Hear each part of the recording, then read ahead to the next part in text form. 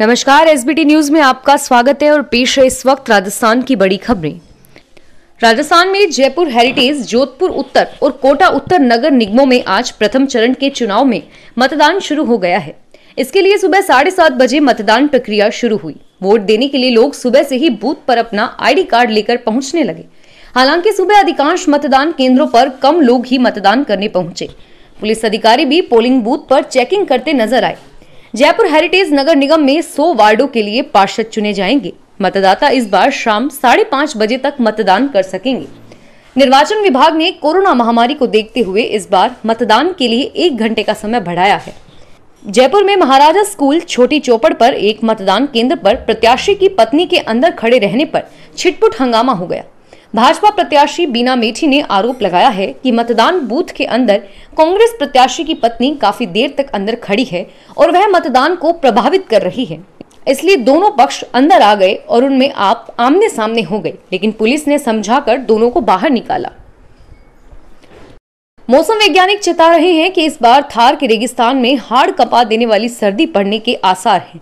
ज्योतिषी भी दावा कर रहे हैं कि इस बार सर्दी का मौसम न केवल लंबा चलेगा बल्कि इसकी तीव्रता भी अधिक रहेगी। 2-3 बार ओलावृष्टि भी देखने को मिल सकती है। इस कारण कड़ाके की सर्दी मारवाड़ में गर्मी के अभ्यस्त लोगों की धूजनी छुड़ाकर रख देगी। रेगिस्तान में पड़ने वाली सूखी सर्दी हाड़ कंपाकर रख देती है। सूखी सर्दी सीधे हड्डियों तक असर करती है। बर्फीले पहाड़ों पर पड़ने वाली सर्दी ने इसका मिजाज एकदम अलग होता है।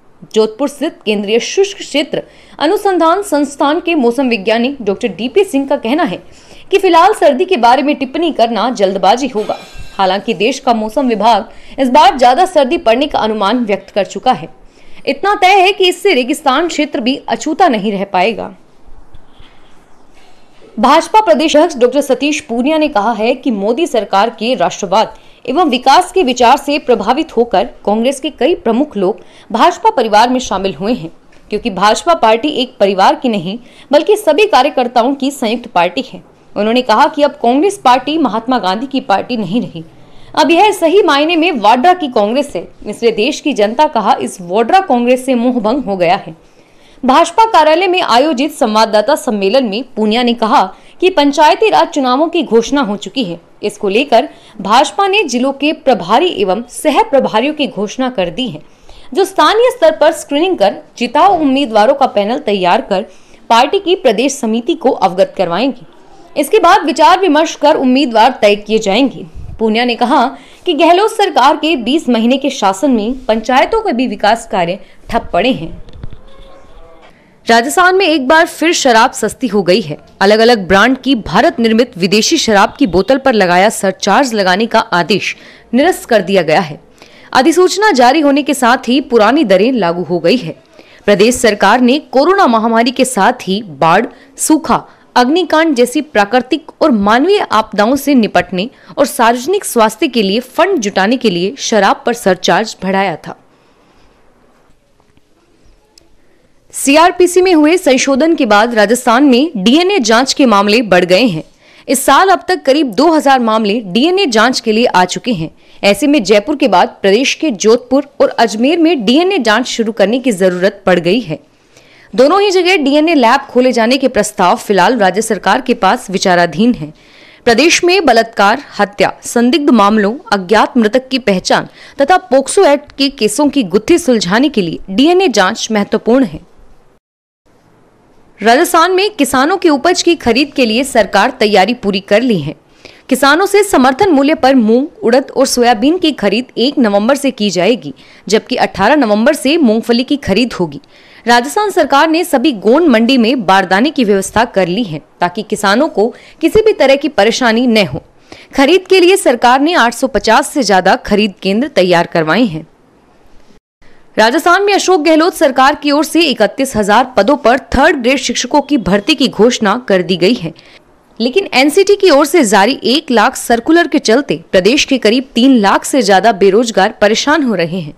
गौरतलब है कि लेवल 1 में बीएसटीसी और लेवल 2 में बीएड धारी विद्यार्थी परीक्षा में बैठते हैं और किसी भी 3rd ग्रेड भर्ती में करीब 40% से ज्यादा पद बीएसटीसी के लिए होते हैं, लेकिन एनसीटी के लिए सर्कुलर के चलते अब प्रदेश में शिक्षा विभाग लेवल फर्स्ट में बीएड धारियों को भी शामिल करने पर विचार कर रही है, जिसका विरोध पूरे प्रदेश में तेज होने लगा है। वरिष्ठ कांग्रेस नेता सचिन पायलट मध्य प्रदेश में विधानसभा उपचुनाव के दौरान पार्टी प्रत्याशियों के पक्ष में आयोजित चुनावी सभाओं में शामिल तो हुए, लेकिन वे पूर्व केंद्रीय मंत्री एवं भाजपा के राज्यसभा सांसद ज्योतिरादित्य सिंधिया पर हमले से परहेज करते हुए दिखाई दिए। पायलट ने मंगलवार को ग्वालियर चंबल अंचल की विधानसभा सीटों पर उपचुनाव के लिए प्रचार के दौरान 4 सभाओं को संबोधित किया। इन सीटों पर तत्कालीन कांग्रेस नेता सिंधिया का प्रभाव माना जाता है और सिंधिया तथा पायलट बेहतर दोस्त भी माने जाते हैं।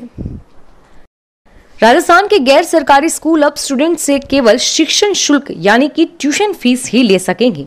सरकार की ओर से गठित की गई स्कूल फीस निर्धारण कमेटी की ओर से जारी किए गए निर्देशों के मुताबिक यह फीस पढ़ाई के लिए निर्धारित कोर्स के अनुरूप होगी।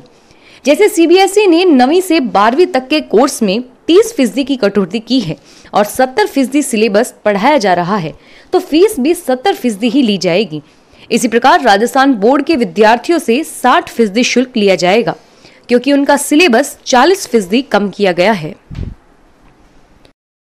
जोधपुर में नगर निगम चुनाव को लेकर चल रही सख्ती व गश्त के बीच चौपासनी हाउसिंग बोर्ड थाना पुलिस ने बुधवार को नहर रोड पर एक लग्जरी कार में आईपीएल मैच पर सट्टा लगा रहे एक शातिर बुक्की को गिरफ्तार किया। उनसे 4 मोबाइल, लैपटॉप, आईपैड और 2 लाख रुपए एवं $1,946 भी जब्त किए गए। आईपीएल में मैच फिक्सिंग के संबंध में यह जांच की जा रही है। राजस्थान में साइबर अपराधों पर नकेल कसने के लिए एक्सपर्ट पुलिसकर्मियों का पूल गठित होगा। सीएम अशोक गहलोत ने बुधवार को सीएमआर पर कानून व्यवस्था एवं अपराध नियंत्रण से जुड़े मुद्दों की समीक्षा बैठक में ये निर्देश दिए। गहलोत ने कहा कि सोशल मीडिया और साइबर तकनीक के दुरुपयोग से जुड़े अपराधों की तफ्तीश के लिए साइबर मामलों के एक्सपर्ट पुलिसकर्मियों का पूल गठित कर अपराधियों को सींखचों तक पहुंचाया जाए।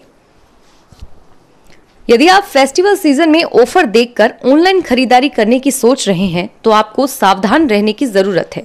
साइबर ठग नामी कंपनियों के नाम से फेक वेबसाइट बनाकर लोगों को फेक ऑफर दे रही है। फेस्टिवल सीजन में इन्हीं फेक ऑफर्स के जरिए साइबर ठग अलग अलग तरीके से फाइनेंशियल फ्रॉड को अंजाम देने लगे हुए हैं। कोरोना के फेस्टिवल सीजन में ऑनलाइन खरीदारी की डिमांड बढ़ने के साथ ही फेक वेबसाइट 80 से 90% तक छूट का ऑफर देते हैं और फिर एडवांस पेमेंट लेकर ठगी कर लेते हैं। पंजाब पुलिस के सहयोग से जयपुर शहर में पकड़ी गई करीब 6 करोड़ रुपए की नकली एवं नशीली दवाइयों की कार्रवाई में सैंपलिंग नहीं किए जाने पर सवाल उठने लगे हैं। अमूमन नीम हकीम या फिर झोला छाप डॉक्टरों के यहाँ जब्त की गई दवाइयों तक के सैंपल भरे जाते हैं, लेकिन इतनी बड़ी कार्रवाई के बावजूद दवाइयों के सैंपल नहीं लिए गए। ऐसे में कोर्ट में केस चलाते समय दिक्कतों का सामना करना पड़ सकता है। और उधर ड्रग विभाग का दावा है कि बिना सैंपल के भी कोर्ट में अपराध साबित किए जाने में कोई दिक्कत नहीं आएगी। जयपुर, जोधपुर व कोटा नगर निगम के चुनावों के बाद अब पंचायतों में जिला परिषद के चुनावों में भी कांग्रेस बिना संगठन के ही उतरेगी। सचिन पायलट के प्रदेशाध्यक्ष पद से हटने के बाद बीते 4 महीनों में प्रदेश में 3 चुनाव हो चुके हैं, लेकिन कांग्रेस को इन तीनों चुनावों में बिना संगठन के ही उतरना पड़ा है। 100 दिन से भी ज्यादा का वक्त बीतने के बाद प्रदेश में कांग्रेस के अध्यक्ष गोविंद सिंह डोटासरा अपनी नई टीम की घोषणा नहीं कर पाए। ऐसे में निगम के साथ साथ जिला परिषद और पंचायत समितियों के चुनाव भी प्रदेश कांग्रेस की नई टीम के बिना ही होंगे।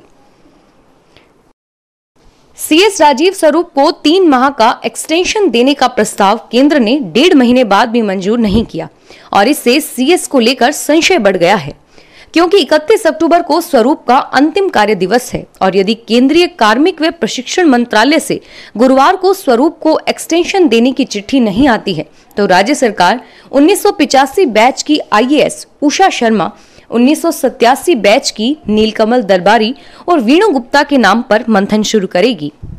फिलहाल इस बुलेटिन में इतना ही और फिर हाजिर होंगे तमाम बड़ी खबरों के साथ। एसबीटी न्यूज के वीडियो देखने के लिए हमारे चैनल को सब्सक्राइब करें और नोटिफिकेशन पाने के लिए बेल आइकन पर क्लिक करें। धन्यवाद।